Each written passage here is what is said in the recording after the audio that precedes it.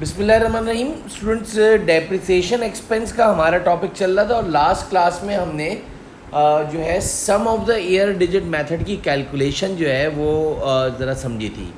आज की recording lecture के अंदर हमारे जो है नेक्स्ट दो जो है वो मेथड्स के ऊपर हम बात करेंगे, that is depreciation expense charge by working hour method या यूनिट आउटपुट मेथड। इसमें सबसे पहले मैं आपको ये क्लियर करना चाहूँ कि एक नॉन करंट एसेट की जो लाइफ होती है, आइदर वो जो है वो वैसे नॉर्मली जो है वो यूज़फुल लाइफ इन ईयर्स होती है, या फिर उस नॉन करंट एसेट की जो लाइफ होती है वो टोटल वर्किंग आवर्स में होती है, नंबर ऑफ आवर्स में होती है, या यूनिट्स ऑफ प्रोडक्शन में होती है।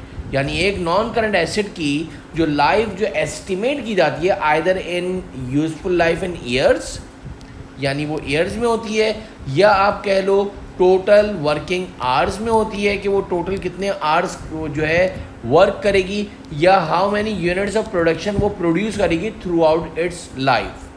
तो ये इसमें आज हमारे जो टॉपिक है डेप्रिसिएशन एक्सपेंस में, आज हम जो है वो वर्किंग आवर मेथड की कैलकुलेशन और को ज़रा समझेंगे। आपके सामने स्क्रीन पे एक सवाल मैंने लिखा है, ज़रा देख लें।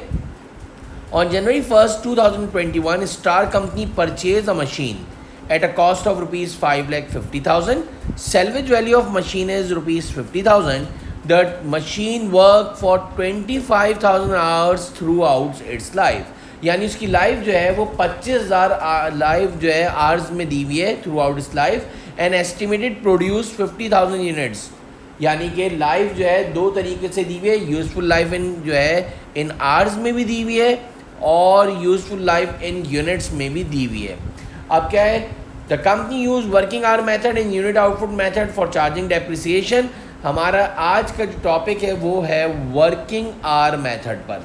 तो सबसे पहली जो है रिक्वायरमेंट हम करते हैं, find out depreciation expense by working hour method if machine work 3,000 hours in 2001, 4,000 hours in 2022 and 8,000 hours in 2023।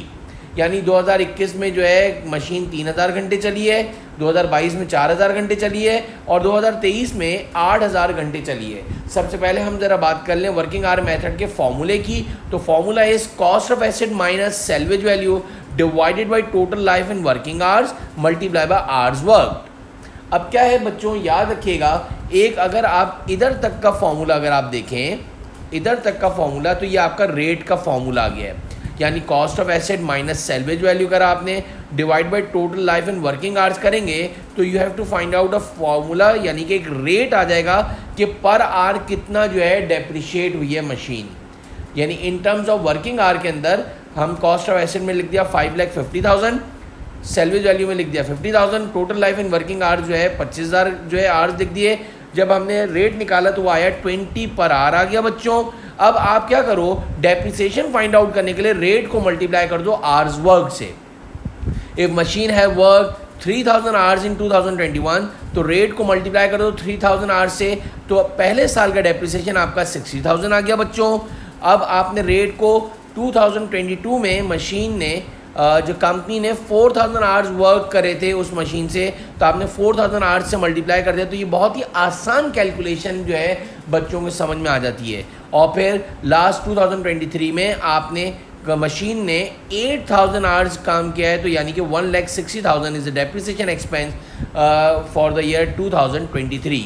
याद रखिएगा, वर्किंग आवर मेथड में कोई भी मंथली कैलकुलेशन नहीं होती है। जितने आवर्स काम करा होता है मशीन ने, इतने आवर्स का हम जो है डेप्रिसिएशन फाइंड आउट करते हैं। होपफुली आपको ये वर्किंग आवर मेथड बहुत अच्छी तरीके से क्लियर हो गया होगा, इसकी वर्किंग भी और इसकी एक्सप्लेनेशन भी। नेक्स्ट वीडियो के अंदर हम जो है यूनिट आउटपुट मेथड के ऊपर बात करेंगे। Thank you.